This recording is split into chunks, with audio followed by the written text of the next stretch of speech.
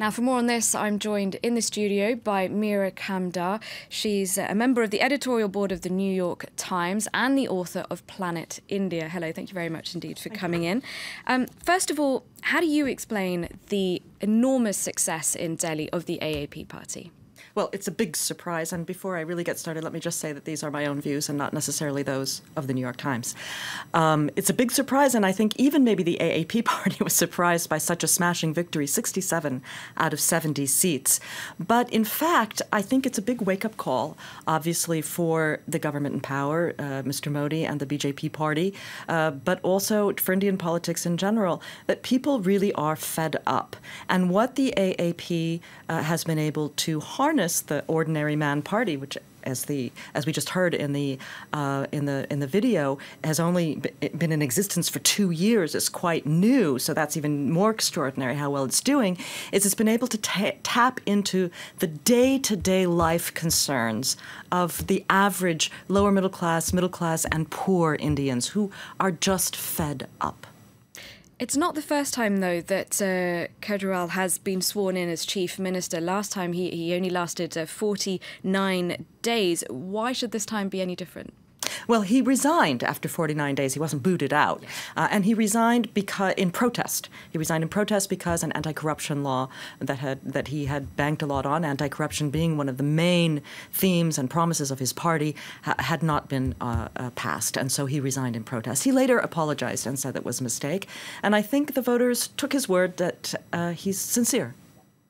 Now, our reporter says in that report that the Common Man's Party has a mandate for 5 years, and he says plenty of time to clean up Delhi. Those are the words used by our reporter. In politics, though, that's not a very long time, though, to turn things around, is it? Well, in India, it's certainly not a very long time to turn things around. In politics, I think actually 5 years can be an eternity because many things can change. And in fact, if they don't deliver within this 5-year period, if they don't really show that they're tackling these problems, then they won't be reelected. And not only that, they also won't be able to spread beyond Delhi. I mean, the other parties are very well entrenched regionally, very well entrenched, for decades. They have a decades-long history, even more than a century history in India. This is a 2-year-old party. They've got to show they can deliver. I was going to ask you about that, about their appeal outside of Delhi. How successful are they outside of the capital? Well, they're sort of untried. They really are a Delhi-only party now. I mean, there are some scattered supporters in other parts of India, but they're a party that appeals to the young, and most, 2/3 of Indians are under the age of, I think, 35, half under the age of 25. I could be quite a little bit off on those statistics, but it's not far from the mark.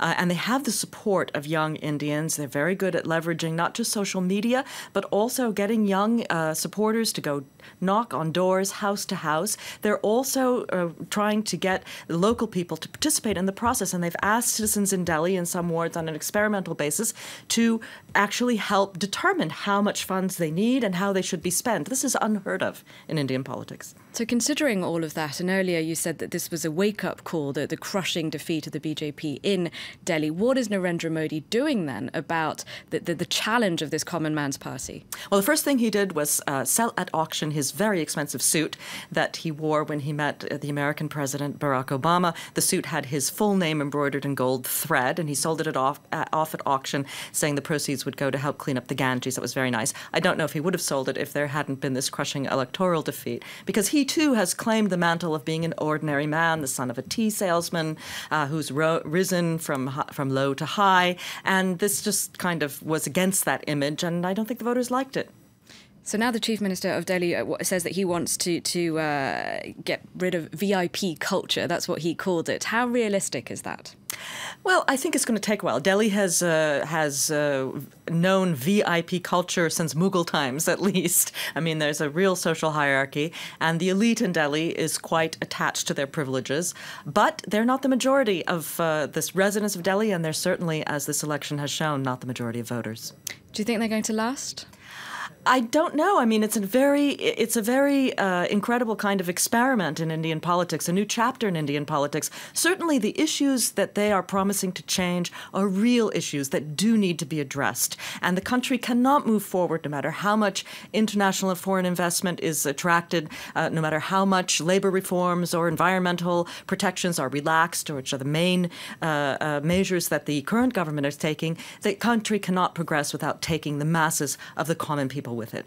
Some people say, though, that the party's success is down to its leader. Do you think that that's not necessarily the case, then, that it can endure even without him if he were to step down? Well, I think it depends on how much they build their grassroots base. You know, there's a real leadership problem in the Congress party right now. There sort of isn't a leader. And Rahul Gandhi, the heir apparent of the Gandhi family dynasty, has just taken a leave of a couple of weeks. That's a problem for them. Modi is a very charismatic leader, but his invincible, magical image that has been much vaunted since the election victory in May last year, the national election victory, has just taken a bit of a drubbing. So we will see if they build a grassroots base, if they deliver on their promises. It'll be very interesting to watch.